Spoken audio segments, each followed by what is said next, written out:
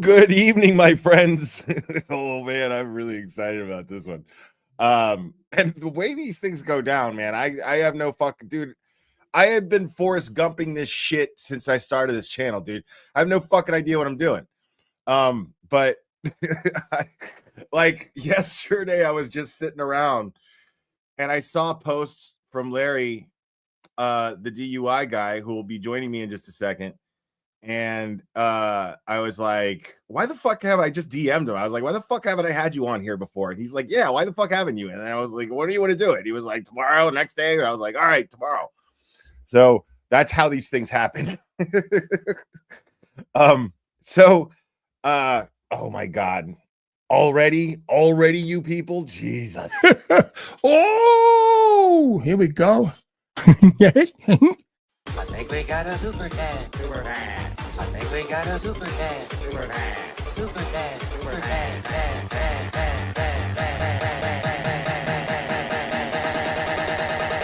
I think we got a super chat. How dare you? Thank you so much, Sumo. Appreciate you. Yeah. So, but now, real quick, before I bring Larry on, I want to cover something.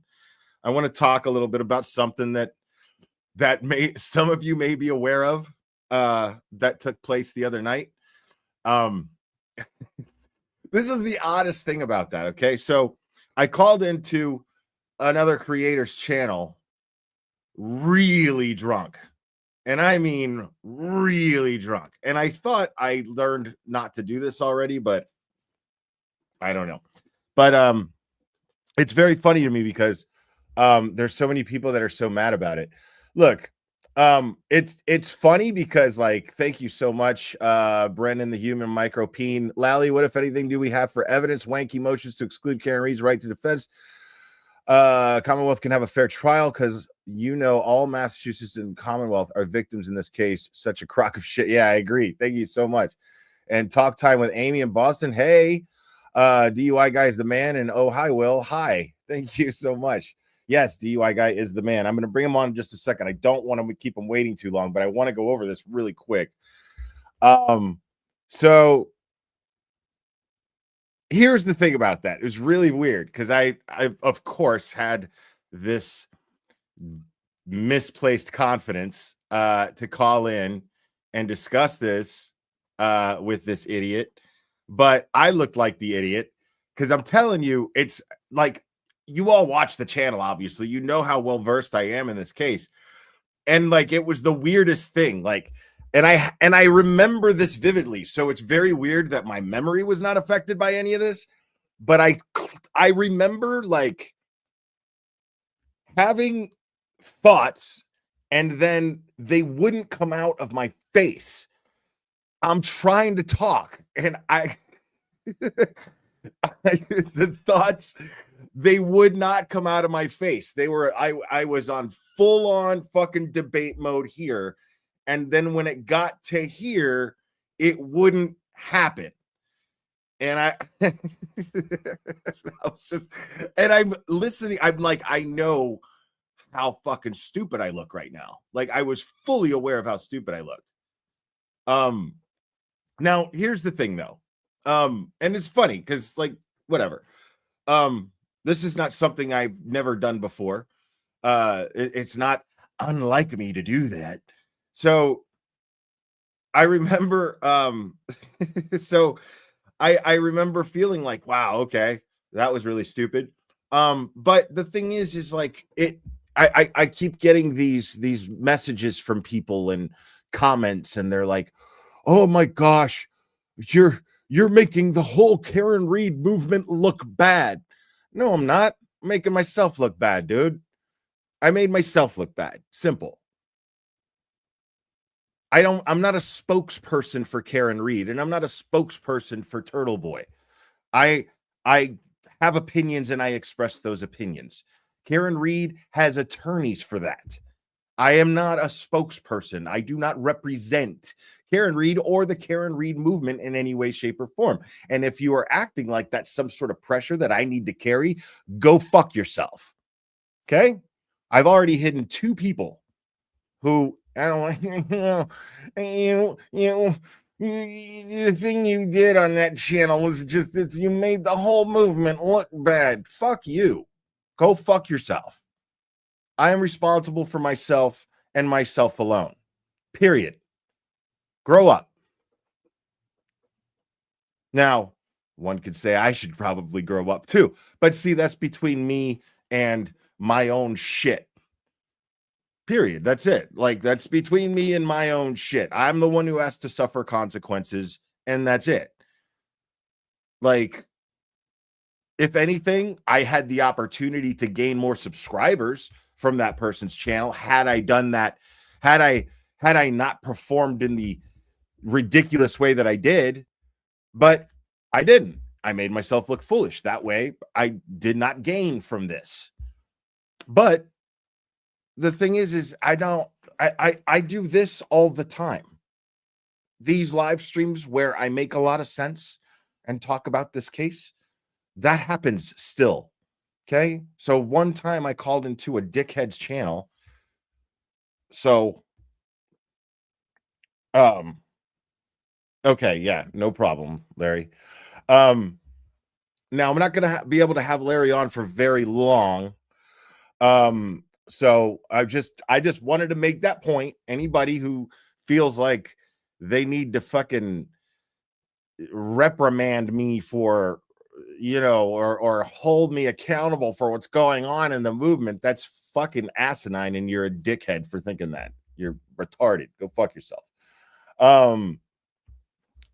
Deja Vu Trial 2. Thank you so much. You be you, boo. Thank you. Appreciate it. I'm always going to be me. Don't you worry about it. Right. Seriously. Jesus fucking Christ, dude. People need to lighten up. But anyways, guys, I know he says he's having camera problems. I don't know what's going on with that. So what I'm going to do, I'm going to bring him on anyway. Maybe he won't be on camera, but it's okay. But guys, the one and only Larry Foreman.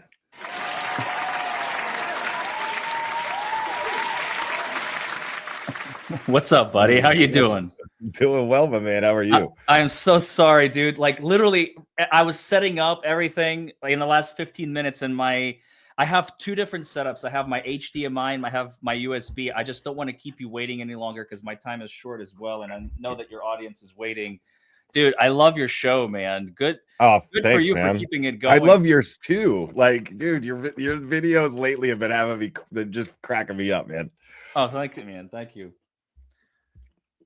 But yeah, and well, I mean, yeah, you don't need to apologize about your camera. It's fine. You're making the whole movement look bad because your camera's not working. I knew it. You didn't have your shit together, bro. So everybody else, man, get your shit together. Put it in. I'm wearing a Rick and Morty shirt too. I wore a Rick and Morty shirt for this. And... That's a bummer. Yeah. That's a bummer. So yeah, man, let's what if there's one thing, since we got such little bit of time here. Yeah. Give me the one thing about this case right now that is haunting you, that is bothering you the most. As an attorney, what would you say is the one thing about this case right now that is bugging the shit out of you? The judge. I mean, that goes without saying. Because everything stems from the judge. The lawyers will only go so far as to do things that are permitted within the bounds of the law and within the confines of the court's permission. Right. So if, like, for instance, when Hank Brennan made his motions last week, and even going way before that to Lally, he knew if Auntie Bev at any point during, like, because right now I'm doing the Brian Higgins cross-examination on my channel. I'm going to be releasing it in like I love it 8 to 10 part series. And then Buchanan is next. And I already have Proctor and McCabe, Jennifer McCabe. I have Matthew McCabe. So I'm going to be going down I want to do Allie McCabe as well. But anyway, like, I'm going down the rabbit hole once again, and I'm remembering like all these objections that Alan Jackson was making and David Yannetti were making. And Lally will just say objection, and right when he gets juicy, right when he gets to the good stuff, he's ready to get an answer. You can see the witness is uncomfortable. He wants to, like, you know, get away from that seat. He wants to leave as quickly as possible. And Auntie Bev sees that opportunity and goes, "Mr. Jackson, I'm not going to allow that. Move on, Mr. Jackson." And I'm like, Yeah. are you kidding me? And she's been doing that as long as I can remember. I mean, every pretrial hearing, this was going on pretrial, the first trial. Yeah. It's been insane. And I am, see, people debate me a lot when it comes to when I say words like in my opinion, Judge Beverly Cannoni is corrupt. Now, people will go, "Oh, you don't know that. You don't know that." And automatically they assume that what I'm implying is that she's taking cash behind the scenes or something to that effect. I am simply of the opinion that if she is sworn to make decisions in the interest of justice and in the interest of finding the truth, then since she's been consistently doing the opposite of that, her job has been corrupt. No, by definition, right? Doesn't her and Morrissey so you may know this story better than I do, because I just learned this recently, so I do apologize if I misspeak. But if I remember correctly, if I understand this correctly, Auntie Bev, Judge Beverly Cannoni, got her position through strings that she pulled, or somebody pulled for her, excuse me, through Morrissey's office, or like Morrissey himself.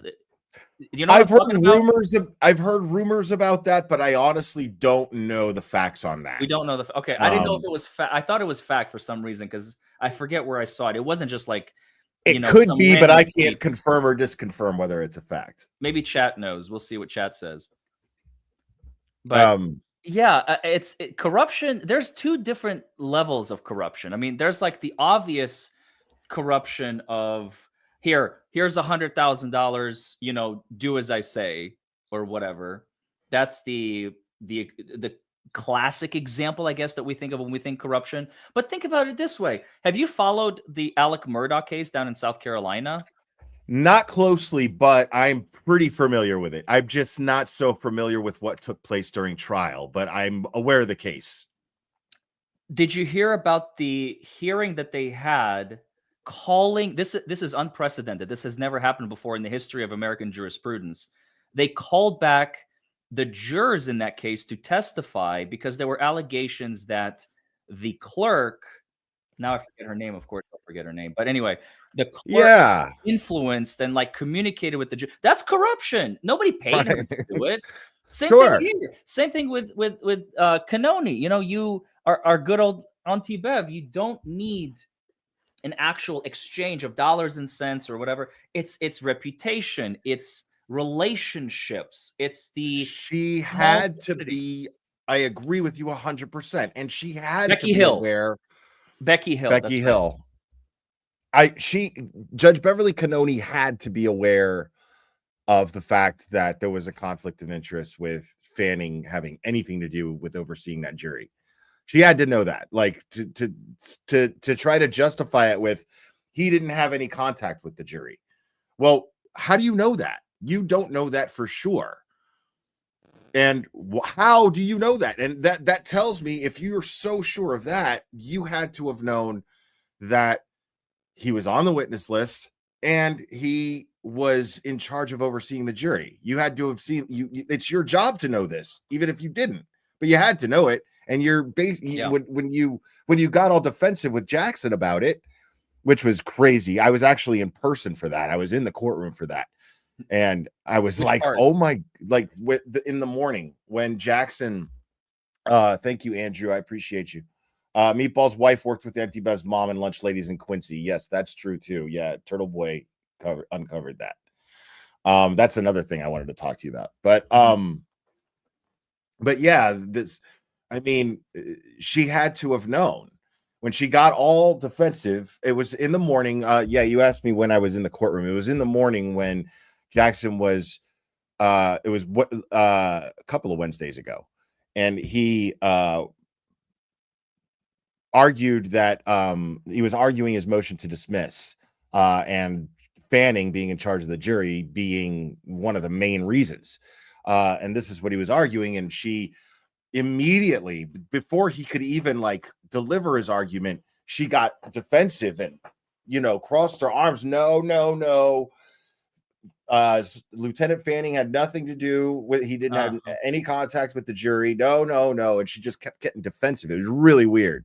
And he hadn't accused her of anything, yet she was defending herself. It was really bizarre. Yeah. Yeah. Only they know how deep the rabbit hole really goes. But I mean, it's so, we have a very unique situation with this, especially with this second trial, which I'm really looking forward to seeing, because every day there are more and more people getting invested in this case. Yeah. We've already had an immense audience last year, and this is like season 2. This almost never happens in jury trials. You never have a season 2. Season right. 1, it's over, like jury verdict, and That's start it. the next show or whatever. But now we have season 2, if you will, which we don't want. I keep saying this. It's the trial of like the civilian trial of the century in my book. That doesn't involve like celebrities or anything like that. For me, I'm looking forward to it. seeing it just because I've never seen anything like this. I want to see what a trial looks like that should never have gone to trial in the first place, much less going a second time. I have to see what that looks like. That's where I'm at in my head. Yeah. But yes, we're all in agreement. It shouldn't be happening. But yeah, the reason why we want to see it so bad is because what does a trial look like that absolutely shouldn't be happening? Yeah. Yeah. And every day they're chipping away at her rights. They're chipping away at the defense's ability to present witnesses. They're chipping away at the defense's ability to present evidence. And like, in my head, I'm going, okay, what are they left with? What is Alan Jackson, Yannetti, and Alessi? What are they left with? And Liza Little, what are they left with at the end of the day? Because this second trial, first of all, did you see that they removed Allie McCabe and who's that other one? There's another gentleman, another bald guy. I haven't carefully gone over the witness list only because there's that distraction that Aiden's on it now. So that's been the focus. But I haven't really dissected the witness list to expect what to see in the trial. They removed their weakest links for the second trial. They strength. They're doing two things at the same time. They're strengthening their own prosecutorial position, meanwhile weakening the defense. And again, here's the thing. That's normal. That is normal stuff. Everything I'm telling you is not a secret, but where it becomes abnormal is when you and I both know, everybody watching this knows, and everybody who watches Turtle Boy and etc. We know that the judge is going to bend over backwards to try and make this trial as difficult for the defense as she possibly can, and as easy for the prosecution. And that is not how the justice system works. That is not, and that's where you asked me, 20 minutes ago, your first question was, what is the one thing that you want to say, that is like the most glaring? The judge, because it all comes back to the judge. If the judge is not going to be doing her job in a way that is fair to all parties, where the scales of just us, that's JUST space US system, are slanted against the defendant in any way, shape, or form possible, like that's why people are so upset with this case. That's why so many more people are tuning in to watch the pretrial hearings. And I thought, honestly, between you and me, bud, el jefe de verdad. The boss. Excellent pronunciation, my friend. I love that. We are all I mean, it's just I thought my series on Higgins that I just premiered from like a trial from last year, I thought honestly I was just gonna do it last year. I just never got around to it. So I was like, okay, well, we're gearing towards trial 2, so might as well. I'll do Higgins, I'll do like I said, Allie McCabe, I'll do Buchanan because I haven't done them. What's your thoughts on Higgins? Like in a nutshell, what's your thoughts on Higgins? just real quick, and I thought the series are gonna flop. I thought nobody's gonna watch, honestly, because it's like it's last year. Everybody's tuning in. They're Oh like, "Oh, yeah, this is a good refresher," you know. So it worked out. My it thoughts is. on Higgins. Okay. Ask me more specifically. I'm curious because I can go in so many different directions. Are you aware of the waterfall video footage that the defense didn't show or go over in the first trial? No. JFK and James Jackson go over it quite a bit. It is very interesting because it shows Higgins being very aggressive towards the direction of John O'Keefe at the waterfall. So you saw during the trial a whole lot of grab assing, right? As it was put, a lot of grab assing, but there, that was between Brian Albert and Brian Higgins. Right. If you got time, actually, I can actually show you a quick short video that Micronauts did on it. And did wasn't there testimony in the first trial that John O'Keefe left the waterfall with Brian Higgins, or am I mixing my dudes? Oh man, I don't remember that. Or like the exit, somebody exited together. There's so much. He left right after. John O'Keefe left after everyone. I think he was the last one to walk out because he was the furthest away from the door. Let me see if I could just find this because I never remember. Chat is saying no. No, I probably got my Matt. Yeah. That's who it was. Matthew McCabe. Right. Matt and John left the waterfall together. See, this is only a minute long, so yeah, you'll find this interesting. Let's do it. I can't believe you're not aware of this. This is crazy. This is the excellent microdots. So everybody's kind of leaving, right? That's Brian Higgins and that's Chris Albert is trying to calm Brian Higgins down. Brian Higgins is the one in the hoodie. Brian Albert is to the left right here. This is Brian Higgins. This is Chris Albert. Mm-hmm.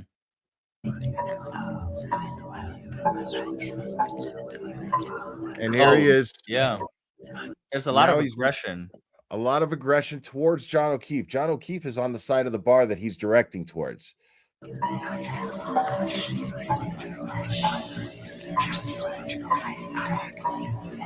Chris Albert is basically saying, hey, man, calm down. Like, he could just be, hey, like, I got a business right next door, dude, like right here. Yeah. You got to chill out. You can't do that here. You can't have anything go down here. But that's clearly what's going on here. And I feel like it's self-preservation on Chris Albert's part, but he's definitely trying to calm Brian Higgins down. Yeah.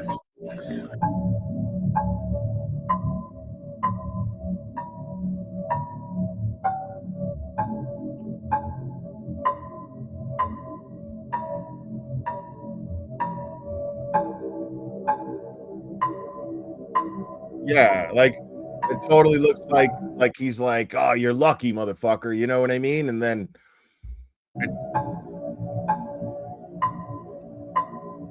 well, because the backstory, and actually the video that I released today was the portion when Alan Jackson goes over the I was romantically involved with her is the title of the video. Because he kept denying, like, no, I was not romantically interested. I was not romantically involved. But then Alan Jackson keeps prodding and prodding. So anyway, so we got Brian Higgins, who has a romantic interest in Karen Reed. It's a love triangle. It's a love triangle. You got John O'Keefe, who's dating Karen Reed. Mm-hmm. And then you have Brian Higgins, who is interested in Karen Reed.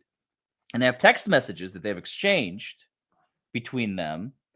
And I just went over in today's video the actual portions of that the that he sent her like hours, minutes, I don't know, before this interaction that you just showed me. Right, minutes, literally. Right. So that's too coincidental in my opinion. Yeah. Deja Vu Trial 2. Thank you again. But Higgins texted John after that saying, "You coming?" So basically, they're trying to get him to 34 Fairview. That's what's going on here.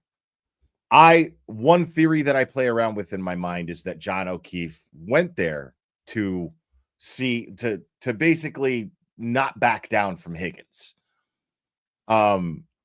Because John O'Keefe was aware that there was some sort of tension between Karen Reed and Brian Higgins. He became aware of it because there was a text message, one of the text message threads. He asks her, "Are you guys hooking up?" Because he's confronting her about what he sees on the camera, I think, in his on his property. Because of the party that took place. I can't remember what holiday it was. And he broke the kid's controller. It's like, so even at this party, this guy gets mad. Higgins gets mad and breaks John O'Keefe's kid's controller in a video game, like an asshole. Like, so one theory that I was playing with is that John O'Keefe went over there, you know, and just didn't say anything to Karen about it. You know, it's just a man thing, you know, like, I want to see what this fucker's gonna do, you know, like, let's see if he tries to deny that he's trying to hook up with my girl, you know. And there was go ahead. Sorry, I was just gonna say the moment, and I don't know if you remember this. There's a moment when Alan Jackson asks Brian Higgins on the witness stand, like, she ignored you that evening at the waterfall, and he just kept dodging the question. No, I wouldn't say that. But we have text messages, and he shows the text messages. You texted her, she ignored you. Then you texted her again the night of, and she ignored you again. And did she say hi to you when you arrived at the waterfall? No. Did she give you a hug? No. Did she shake your hand? No. Did she shake other people's hands? Yeah. Did she give hugs to other people? Yeah. So you were ignored? No, I wouldn't put it like that. But I mean, come on, it's obvious. Clear, right? And Jackson's, and I feel like, and you can, you know, either confirm or deny this. Well, not deny, but you being an attorney, I feel like that was genius strategy on Jackson's part, because he was trying to bring out a defensive Higgins. He was trying to touch on that very cucky part of him, because he's seeing Jackson. Now, I've met Jackson before. Jackson, I guarantee you, is the kind of guy that has game. Higgins does not. And so when you see a guy like Higgins, you're the kind of guy who does have game. You see text messages like that from Higgins, you're like, Jesus, this poor motherfucker has never seen a vagina. So you're like, all right, this bothers him. His insecurity with women is something that I can fuck with, I can play with while he's on the stand. And he kind of does this. Oh, she didn't say hi to you. She didn't do anything. She didn't even acknowledge you. And this really bothered you, didn't it? You know? Yeah. And I thought that was, and I mean, Higgins didn't really bite, but he's there with his attorney. And you have Larry, you have this new footage that you were not aware of that is from the waterfall that night, and that Chris Albert lied on the stand. You could see that that's proof that Chris Albert lied on the stand. It said that everybody left. There was no, you know, there was nothing negative taking place. Everybody left and said goodbye, very happy. Everybody was in a good mood. That clearly is not true. Yeah. So that's impeachment material for trial too. Exactly. Clearly. And you have that footage on top of the fact that he destroyed his phone after he was told not to, because he investigated. You have the text messages between him and Karen. You have I mean, to me, I stand by this, and I've said this here on this channel many times. My position right now is I don't know who murdered Boston police officer John O'Keefe. I know A, it was not Karen Reed, and I know B, that the only people that seem to actually have any motive would be Colin Albert and Brian Higgins. And I think Brian Higgins' motive is a bit stronger than Colin Albert's. Well, it's you know, the scary part about making assumptions, and I don't disagree with you. I'm just speculating. Just speculating, and I'm saying motive. I'm not saying they did anything. Right. I don't know what happened. John O'Keefe, and who was it that testified? Or maybe it was one of the motions. It was recently I came across this, that no. I remember. It's the It's that TikTok lady who started watching the trial. She's an attorney, I believe. I shared her Oh, video. God, Ms. yeah. Ms. Oh God, McKinney. McKinney, Ms. McKinney. Yeah. She said Um, this, and I was like, "Oh my god, she nailed it on the head." Independent, watching the trial. Like I'm sure she's reading comments here and there. I'm not going to discount that. oh, for sure. But she said, She's gonna do Brit Happen's show, but she finally got. I reached out to her too. I was like, "You got to do my show, please," but I never heard back from her. Um, John O'Keefe was not in the in crowd. Literally, that's what she says in one of her videos. John O'Keefe was not in the in. So it doesn't that's it. matter who actually performed the murder. We have information, enough information based on all of the facts to lead to a circumstantial evidentiary conclusion that the Alberts, Higgins, and one of the McCabe's, zero of the McCabe's, doesn't matter. They're all involved. They're all together. They're a posse. They're a crew. They ride together. We Right. ride together. We die together. Remember that photo with them? They're showing their guns or whatever Yeah. that Turtle Boy shared that they wanted to bring into the trial that Auntie Bev denied. It's all, they're all together. They have a crew. And John was not in that crew. So who Right. actually landed the fatal punch? Or, I have a theory, which I share. I forget which, because I recorded a few of these Higgins videos. So you guys are gonna go on a fishing expedition. I actually have an Easter egg that I didn't mean to plant, but I did plant. I think it's definitely in one of the videos. Just can't remember which one. Where my theory about the case becomes modified. You guys are going to see the beautiful thing about Higgins's testimony and my analysis of it like a year later is that we have all this information that has come in since, including Right. the rest of the trial, of course, because Higgins testified on days 17 and 18 of the jury trial, the courtroom days. And the problem with that is we didn't have Proctor's testimony yet. We didn't have a whole lot. We didn't have Lucky yet. We didn't have any of that stuff. But now in hindsight, we have the privilege of hindsight 2020, and I have the privilege of hindsight 2020. So you guys are going to see some very interesting theories as I'm rewatching. My brain is going, hold on a second, and I just spill my guts and I share my thoughts on camera. So you'll see that. Right on. I love Yeah. it. I love it, and I'm seeing a lot more.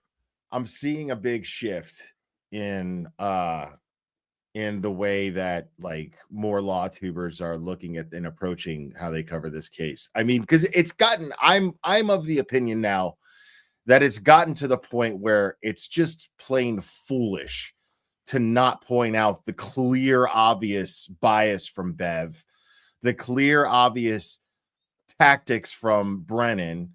I mean, Brennan, his approach to this case has been nothing but trying to disable Karen Reed's defense. That's been his strategy this entire time. It's been his MO. Yeah. So it's like that tells me he doesn't have a case.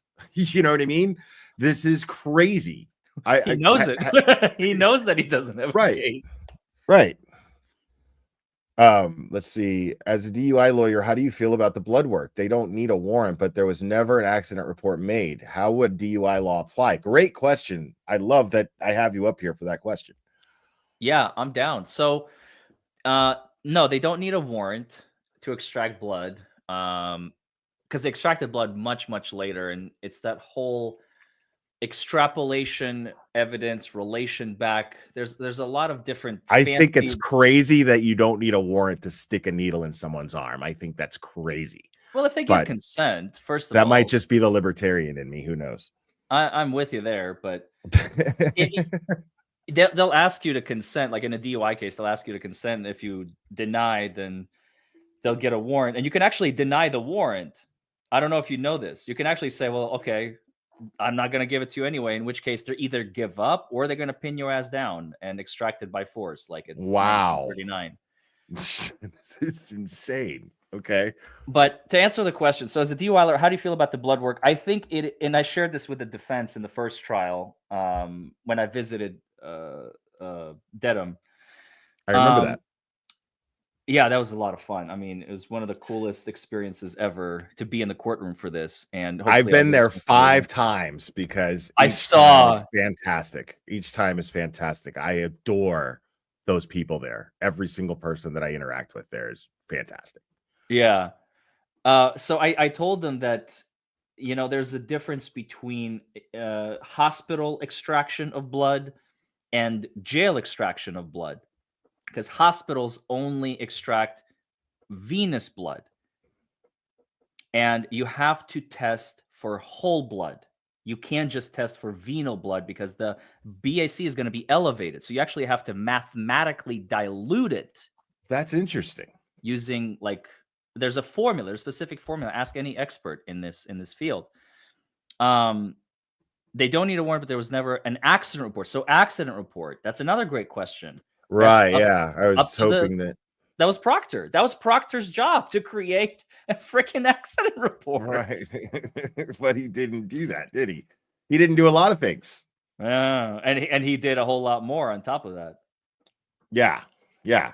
Yeah. I mean, there's just too much in this case for anyone who actually believes in our justice system to think Karen Reed should not go free. Like, she should absolutely go free. Yeah. I mean, it's just that simple. The justice system is designed for her as it is for anybody else. She has rights, and her rights have been repeatedly violated. Yeah. And are No currently question. being violated. I mean, currently, it's crazy. Like, the judge is violating her rights. It's insane.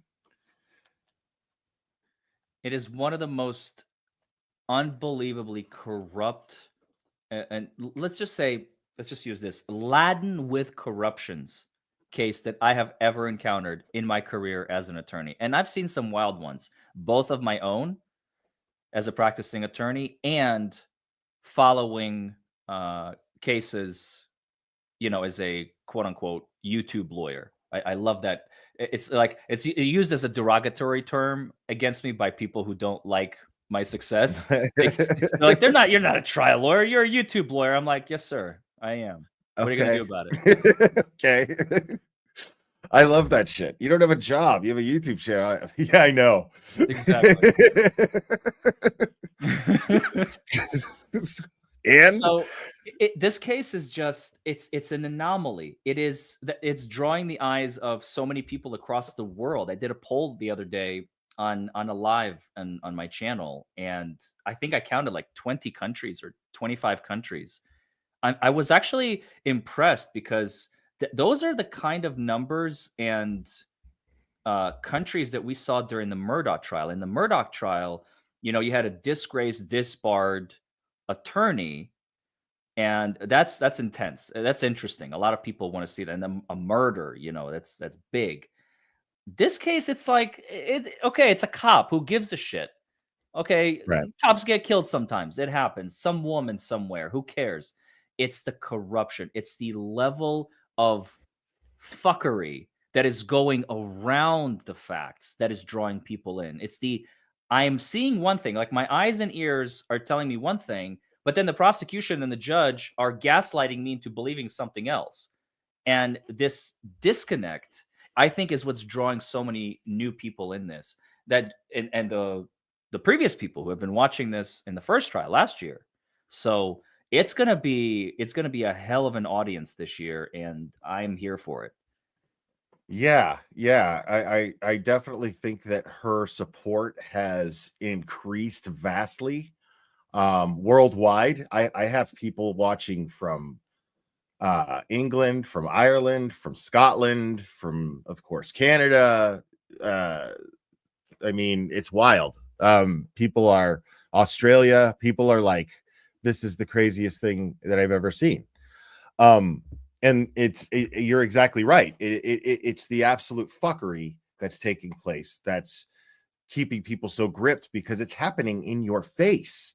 Yeah, You know what I mean? Like, unapologetically. it's happening in your face unapologetically. The world is watching this, and Bev and Brennan are basically like, fuck the world. We don't give a shit what you think. We're doing this the way that we want to fucking do it. We don't give a fuck. And it's wild, dude. Like I tweeted just to fucking do it because, like, why not? You know what I mean? Like, if you want to think that I'm stupid for doing it, I don't care. But I tweeted Donald Trump today, just saying, hey, not sure basically if you're aware of what's going on in Norfolk County, but I just gave a quick synopsis. But it got retweeted quite a bit. So I mean, I don't know what else to do. Like I don't know what else to do, because it's so crazy that Judge Bev can just operate with impunity like this.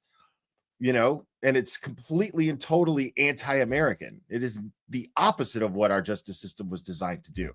She is spitting in the face of Lady Justice. Yeah. No, and the thing that I keep forgetting, I actually did a video on Karen Reed that's also on my channel a few days ago, and I misspoke in that video. I misspoke a couple of times. I was actually really tired. I probably should not have recorded it, but it's too late now. Kind of like you doing the drunk phone call. It was me doing tired videos. Yeah, you'd think I'd know better by now, but we live and we learn. We don't. In that in that video, I misspoke and I said, Auntie Bev was elected by da da da da da, and then everybody in the comments are correcting me, and I'm like, oh, Larry, you dumbass. Of course, that's right. She was appointed. Wait, she was appointed. What district judges getting appointments is actually extremely rare. Federal cases, all day, every day. 100% of the federal judges in the United States of America are appointed. No question. Period. The end. 90%, I don't know. I don't know the actual statistic, but I would venture to say somewhere between 50 and 90. I'll just say that because I literally have no clue. 50 to quite a variance, though, of the United States district court judges. Because think of the district, how many districts, how many states, and I don't have knowledge. I don't have information. But like I know in Kentucky, in Tennessee, Indiana, Massachusetts is the exception. How do you not have elections for judges? People are saying Commonwealth. Kentucky is a Commonwealth. We elect our judges. Virginia is a Commonwealth. I'm pretty sure Virginia elects their judges too. Yeah, I'm not sure, but yeah, it sounds like it to me. I mean, why is Massachusetts? I lived in, ironically, Norfolk, Virginia for a little while, and I think I remember that, but I could be wrong. I don't know. It was a long time ago. Somebody in the chat is saying, this is why I love the chat, man. The chat knows everything.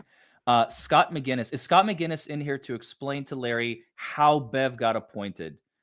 Scott McGinnis is amazing. He's a fountain of information like that. DM me, for the love of God. I probably have my DMs blocked or whatever. If you don't have like a tick mark or something, you'll probably go into my spam or find me on Instagram, my email. Please inform me. I'm curious. I want to know, because I have no idea how she got the appointment. Like, and how it actually worked. I don't mean like through whom and whatever. That's fine if you know the in, but I'm saying like just the ins and outs. How does it work? Right. How does it work? Because I know nothing about Massachusetts other than like this case and a couple others. Yeah, I mean,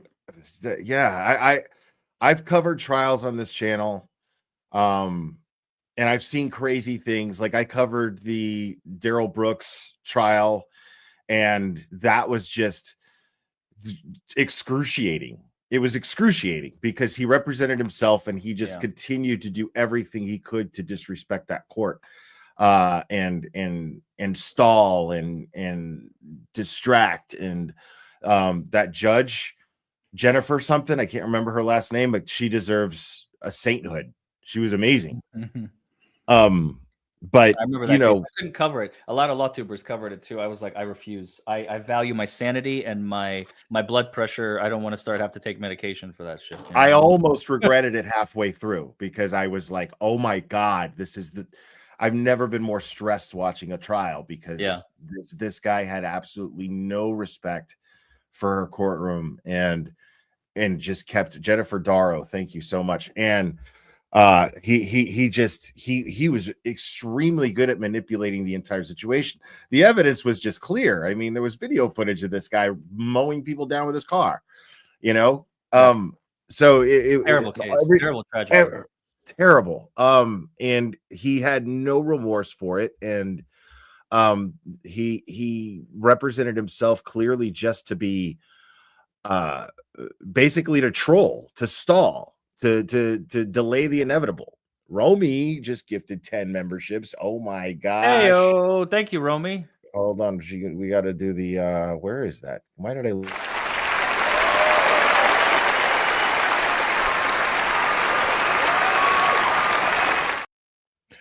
Oh, right. Yeah. Somehow I've got to figure out a way to get my members in my Discord because the plan is to try to stream the ID channel HBO Max thing through there and watch it. Because you can't do it through YouTube. But that's the plan. I'd like to be able to do that, but I don't. There's already people in the Discord, but I want to be able to get new members in there somehow. But that's neither here nor there. What were we just talking about? Sorry, I lost my place there. That's Deja a good question. vu. I was so excited about the 10 memberships that you Me just too. got. My brain just got wiped. Clean slate. Dude, I was watching I watched your I think I played it here. I watched your video on Grant. And it was like a throwback. Oh, God. Like the sign, the blocking of it, trying to record, and the laugh track, or not the laugh track, the funny music. That was so good. I was laughing for hours. It's embarrassing how many times I watched that video. I finally understood because people will say in my chat all the time and in my comments, like your laugh is contagious. You know, we love when you giggle, glare, or blah, blah, blah. And I'm just reacting to shit naturally. You know what I mean? But I finally understood what they meant watching that video, watching you laugh. I was fucking dying. I was like, this guy's just clowning Grant. It was so funny. And I finally got to meet Grant, you know, and each time, like, he's super nice to me. Like, he's super nice. Really? Like, it's so weird. But, you know, like, it's weird because I totally get why people hate him. But he hasn't done anything to me for me to be mean to him and shitty to him. You know what I mean? But I will clown him on here. Like he's I don't know, man. Assaulting a reporter. Yeah. Yeah. This is on video. This is not speculation. Oh, this is not no. I covered it. I covered it. But I mean, that's fair. I mean, look, I'm not defending him doing it. I'm not defending him doing it. Rightfully so. But I don't think that he ever had any intention of hurting anybody. But you know what I mean? I don't think that he's maliciously trying to hurt someone, but he was totally in his own fucking state of rationality that he believed was justified. And that's why there's a protective order and it's rightfully placed. Yeah, he's got a screw loose, man. He's got to watch out for those people. Yeah. Right, for sure. Melanie Schuler, by the way, in your chat says he's probably scared of you. It's just for some reason it's not my natural reaction to be mean to him when I see him, you know, like it's weird. I can't really explain it. There's something about him that I know is not his fault. But I also know that he's an adult responsible for his own shit, and all he has to do is just quit lying. Like he could be a very talented independent journalist, but he won't stop lying. And he lies all the time. That's crazy. That's a big one. Right. The Turtle Boy thing. What do you think about him getting put on the witness list? It's a scam. It's a lie. It's fake.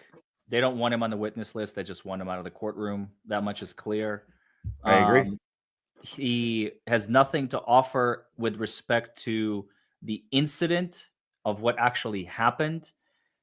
He wasn't around. He came later. He's a journalist. He's acting in the capacity of a journalist. Sure, he may have done things that were a little bit unorthodox, such as involuntarily interviewing witnesses on the street and things like that he's done. But for the most part, and the thing that bothers me the most is now people are saying like he can't even stream this from the comfort of his own home.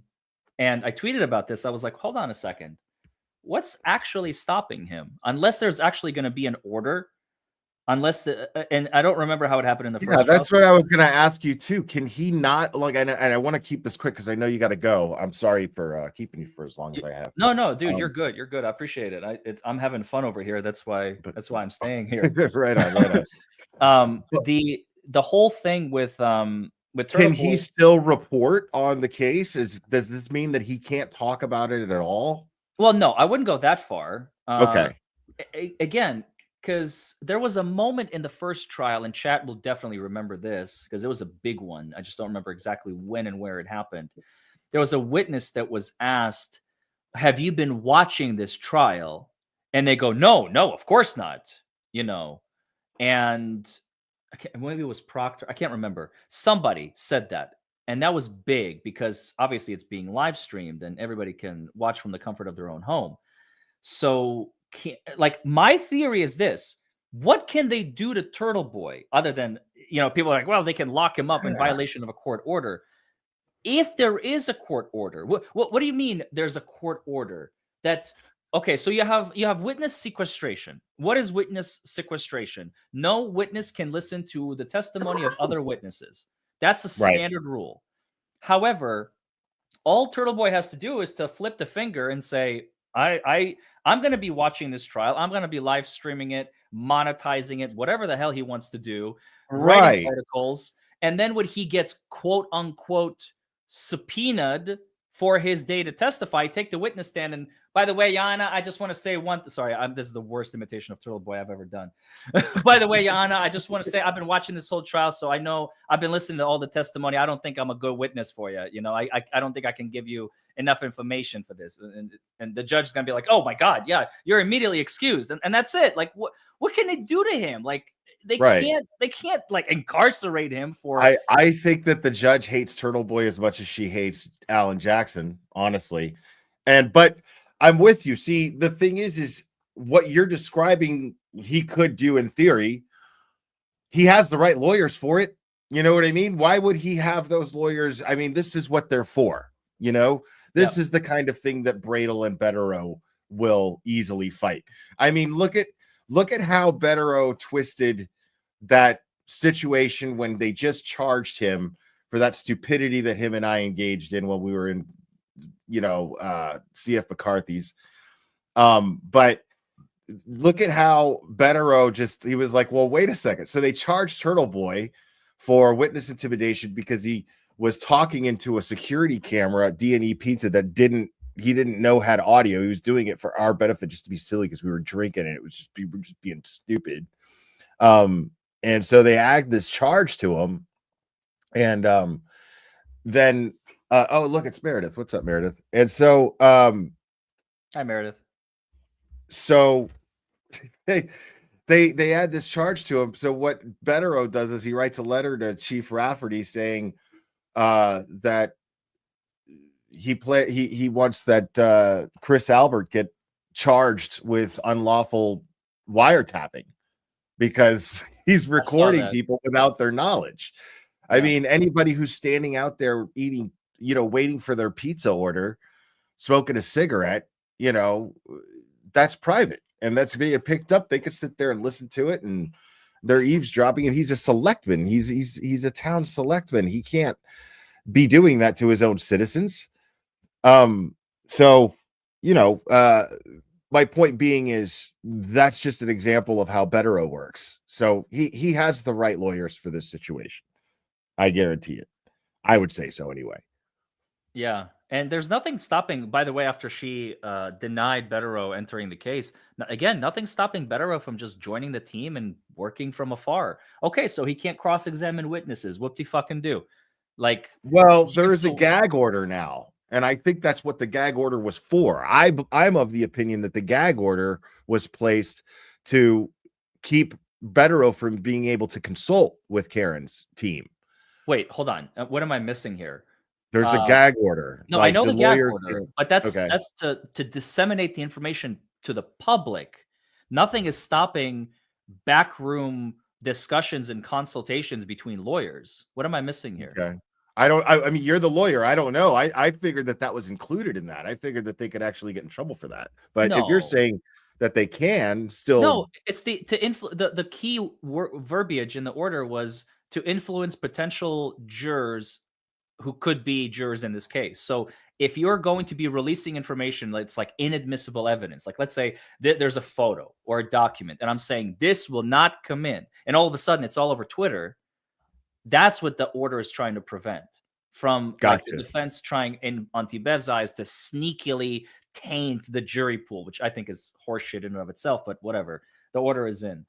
Um, no, I don't think it has anything. The Betero motion was the Betero order, excuse me, was denied. So Betero can't be a sitting chair like Right. Alessi and Yannetti and Jackson and Little, but Well, he I can knew see that. behind I the just scenes. thought that the Yeah. gag order also affected whether or not he could consult on the side, and it prevented her attorneys that were sitting chair to prevent them from discussing it with anybody else. That's what I thought. But you're saying that's No, wrong. I think Okay. that's and again, here's the other thing. I see where you're going. Actually, that is I didn't think about it. That is brilliant, man. Um, Wow. no, Okay. because think about it. Let's say I saw Tom CPU in the chat. There he is. So I'm gonna pick on you, Tom. Let's say Alan Jackson leaves the courtroom and they go in their van and they drive off and you catch up to them and you guys are having lunch or whatever. And Alan Jackson says, "Hey Tom, come here. I got something for you." And Tom goes, "Hey, what's up? What do you got for me, Alan?" It's like, "We have this document that we just got, and I just wanted to talk to you about it because I know you're an expert in computers. Tom CPU, so I know you're an expert in computers, and I just wanted to consult you about this. I'm about to introduce this, da da da da da da." Da.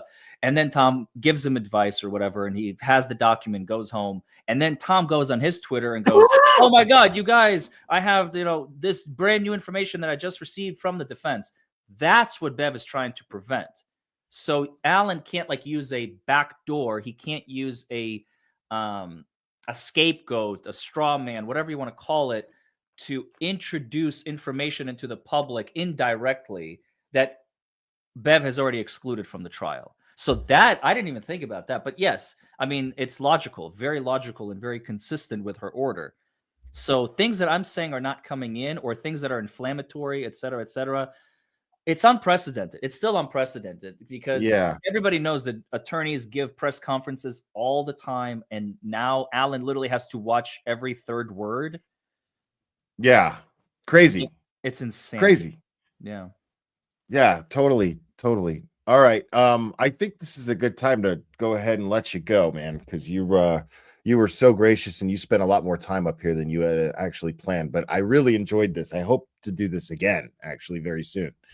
Um, Definitely. I had a lot of fun, and thanks for having me on, man. Oh man, it's my pleasure. Thank you for being on here. This is I don't know what it is, man. I get feelings about how things are gonna go, and this was totally on the fly, and we just had a great natural conversation. That's how I do things. I Yeah. don't consider what I do interviews because I don't consider myself to be a journalist on any level whatsoever. I'm just some guy who likes to talk and have conversations with people about these things that obviously we're very interested in. Yeah, for sure. But I really enjoyed this conversation, so I really hope to have another one very soon. I agree, man. Thanks for having me on. I had a lot of fun. I learned some things, and I know that your chat has learned some things, and that's what it's all about: is educating Yeah, the public, learning, and being a better human at the end of the day. That's really my policy. If from the moment you woke up to the moment you went to bed, you just got 1% better, then your job is done as a that's person the on this I planet. that's the idea, right? I mean, that's to put it quite simply. Like I'm all about that, man. Just what I try to do is I want to make my immediate environment something that people who enter that orbit benefit from it. That's it. Somehow or some level, whatever. I don't want to be one of those who whose environment sucks from others. I want to be one that when you enter my environment, you get something from it. I always strive to be that kind of person. Don't be an energy vampire, I think is. Right. Right. Yeah. Be the opposite. Yep. Well, if do you mind if I just do like a quick plug before I bounce? Please, yes. Tell us about your channel. Tell us about everything that you want to plug, please. I just need 30 seconds. So I do have a channel. Those of you who already know me, for those of you who don't know me, I am a practicing attorney in Louisville, Kentucky. I've been following the entirety of the first trial and live streamed large portions of it. and I will continue posting videos on my channel, which is Buckle Up, It's the Law. Buckle Up Plus. Or I think my channel is a little in a bit of a transitionary phase, but it's if you just Google the DUI guy, you can't miss it. But I'm evolving into this new era. That's why Okay. I call myself Buckle Up, It's the Law. And you can't see it, but I have a sign behind me. So Google the DUI guy, Google Buckle Up, you'll find me. And I will continue cranking out every single day over the next few weeks, probably even months. It's going to be a lot of Karen Reed stuff. It's going to be a lot of my analysis, reaction, impressions, thoughts, theories, etc. as I continue watching Higgins, Buchanan, Ali McCabe, and I already have, as I stated, I have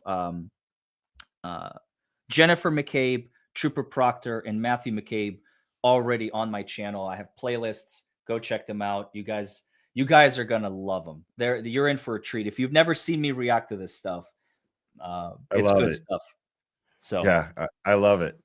Yeah, what I got to get you on is I got to get you on a petty stream is what I got to do. I did a petty stream with Nurse Kim and it was fantastic, where I just basically like take like a Plevin video and just tear it apart. And nice. It's so like, since you do reaction videos, this is right up your alley. So you and I doing a petty stream would be fantastic, and it'll be members only because I'm only doing I got to give my members something. So I'm going to do the petty streams members only. We got to get you on one of those. It'll be so much fun. I'm down. And one last thing before I go, because this is an Right excellent question, Truth Seeker. By the way, I love your name. I plan on streaming the trial. However, please understand, I have a law firm. I have a business that I run. So this is kind of like my side gig. It's not my primary mode of making a living. So I will stream what I plan on doing. Now, I'm not married to this yet. This is my idea. I might, rather than like live stream, because so many people are going to live stream the trial. I don't want them to have to pick and choose and like, oh, I want to watch DUI. I want to watch Will. I want to watch Turtle Boy if he's yeah. I want to watch Melanie and Emily D. Baker, and everyone's streaming it. So rather than you having to like pick and choose, what I'm going to do is I'm going to pick like, the opening, the closing, the key witnesses, and I will do the same series that I'm doing right now. I'm going to do the same series on them, and I think that's going to be far more entertaining, and it's going to be polished because it's not live. When it's live, you're sitting there for 4, 5, 6, 8 hours a day, whereas my videos are just going to be short, sweet, to the point, and I like to deliver what's called curated content. Edited, polished, good stuff. So go check it out, you guys. That's my plan, at least.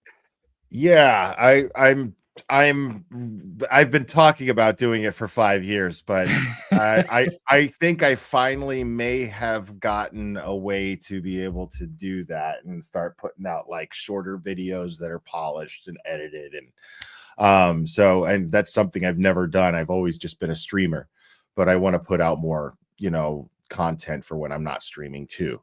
So I feel you on that. So I really hope that works out. I do have your main channel pinned to the top of the chat. So make sure everybody to subscribe, and subscribe to Buckle Up, It's the Law as well. Let me see if can I find that, or can you? I can send you a link. Give me 2 seconds. Send me a link and then I'll post it in the chat.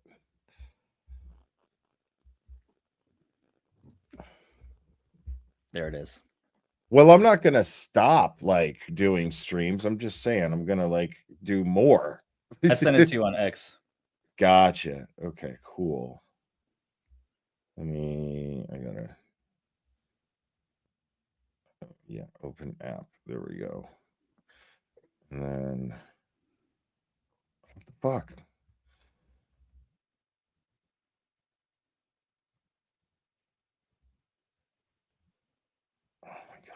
Why won't it? It's really stupid.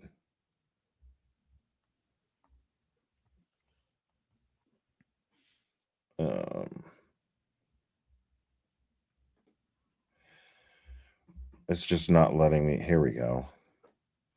There we go. Okay. Now, sorry about that. You're the man. I really appreciate it. I see it.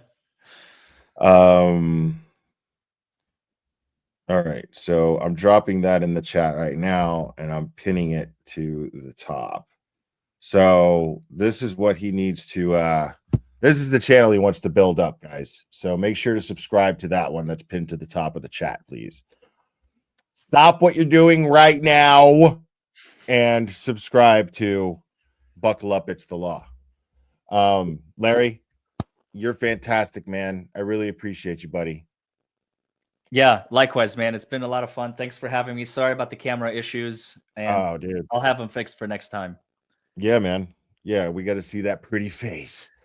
All This right, ugly mug. All right, man. Thank you so much, man. I really appreciate you joining me. I can't wait to do it again. Yes, sir. I'll see you soon. Bye, chat. All right. Bye, Will. Later.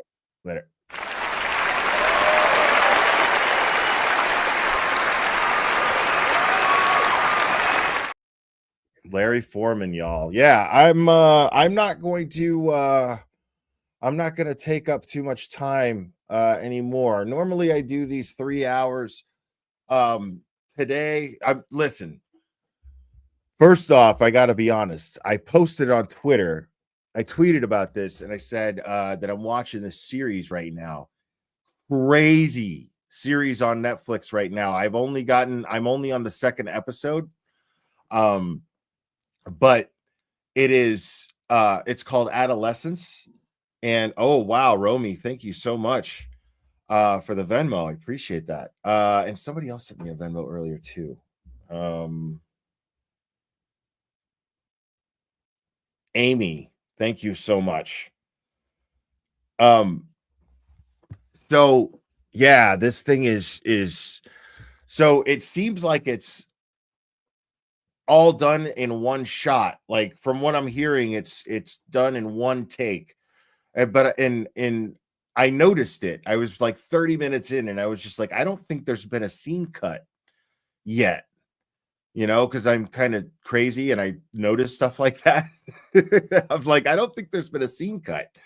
Like, this is all just like one crazy take. Like, and the acting is brilliant. It's one of the most realistic things that I've ever seen. Like the reenactment of this, and it's heartbreaking because it's about this kid who's 13 who gets charged with murder.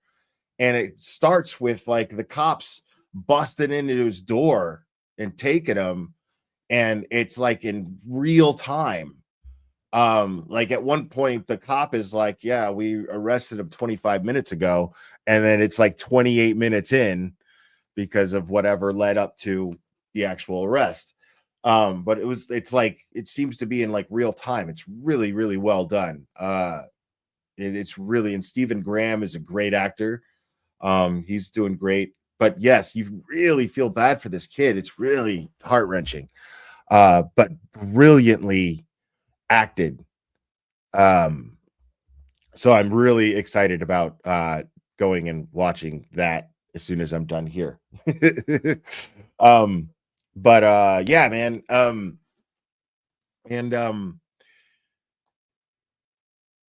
Yeah, I want to thank you guys for hanging out with me, and a big shout out to Larry Foreman, the DUI guy, for joining me again. That was just so cool for him to just on the fly be down to do that in such short notice.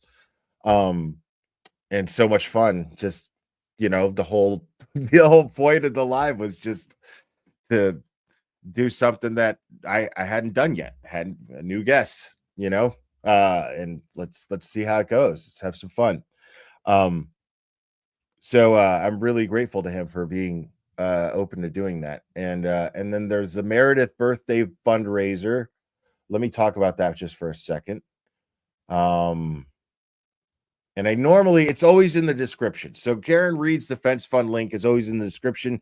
You'll see some of my mods post it in the chat as well. Most of the time I have it pinned to the top of the chat, but today was about Larry, and I want to make sure to build his audience as much as I can, because it was really nice of him to join me and talk.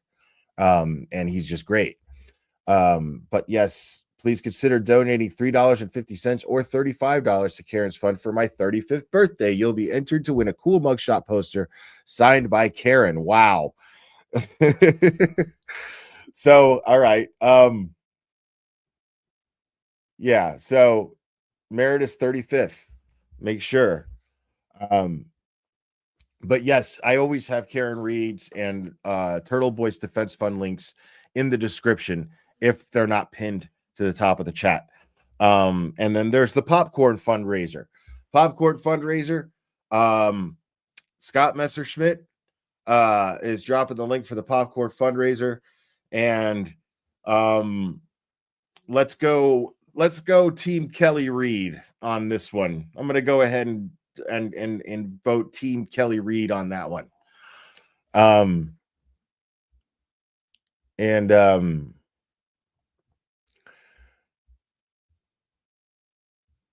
want to see some of these that I didn't go over.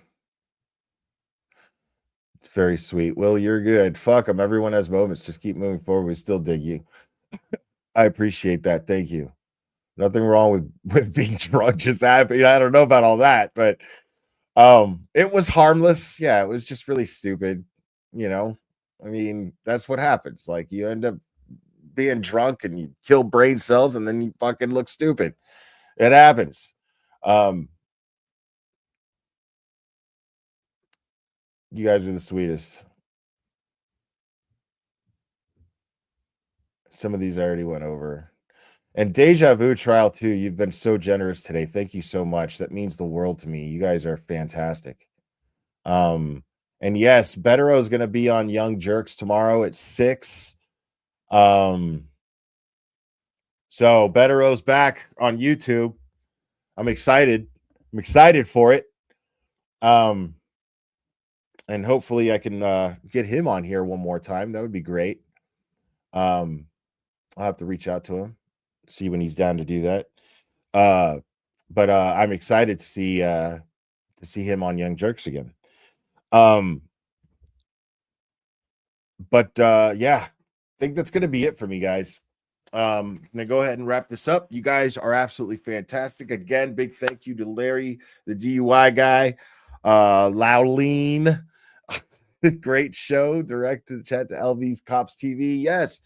Galera raid to LV Cops TV. Thank you for reminding me, because I made it a point in my head and then I almost forgot. Thank you so much, Lauleen, for that. Galera raid over to LV Cops TV. They got Brian LTL on there as a guest, I believe. So make sure to head over there, type in Galera raid in the chat, and let them know that they're there, man. Let them know where you're coming from, because we love our LV Cops here on the Galera. We love our LV Cops. People, you are absolutely fantastic.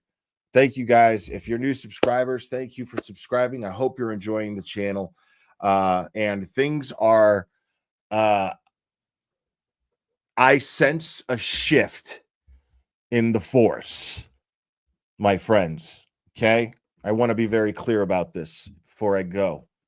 I sense a shift in the force. I sense things are going to be happening in 2025.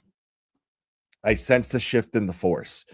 Things are going to be happening in 2025. I think that that the entire true crime genre is going to take a turn. I believe this. I believe it. Okay? Because I think people are starting to wake up and see things for what they are.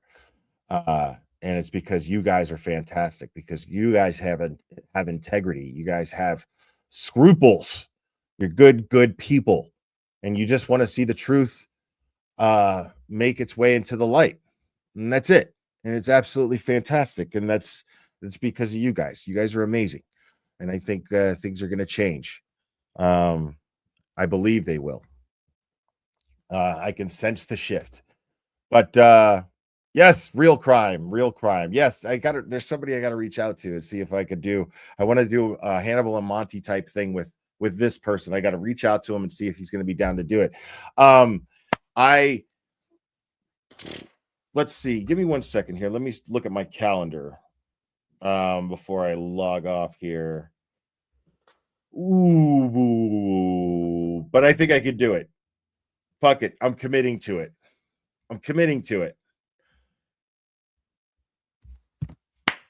12-hour fundraiser stream on St. Patty's Day for Karen Reed. 12-hour fundraiser stream for St. Patty's Day. I'm going to wing it. I'm going to invite anybody who wants to join. And we're doing that. 12-hour fundraiser stream on St. Patty's Day, Monday. Okay? 12 noon to 12 midnight. It's happening. We're doing it. Fuck it. That's how decisions get made here on the Glare, people.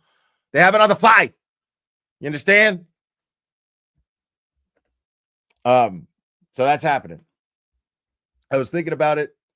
I was like, fuck yeah, that's what we're going to do. So let me see what I can get in line for that, because I think I got some good prospects for guests that you guys are going to really enjoy. So hopefully we'll see. I just, now I got to like try to lock them down for St. Patty's Day. So, not very well organized, this channel, is it? But guys, you guys are absolutely fantastic. Please hit the like. If you enjoyed the stream, please make sure to subscribe. Click on the link at the top of the chat before you go if you haven't already, and subscribe to Larry DUI Guys. Buckle up. It's the law, his new channel. And if you're not subscribed, please make sure to subscribe. If you're new subscribers, I hope you're enjoying the channel. And thank you guys for all of the support. You guys are absolutely amazing. You guys are incredible. Yeah, folks, I am so grateful for you. I love you very much. And we will do this again very soon, my friends.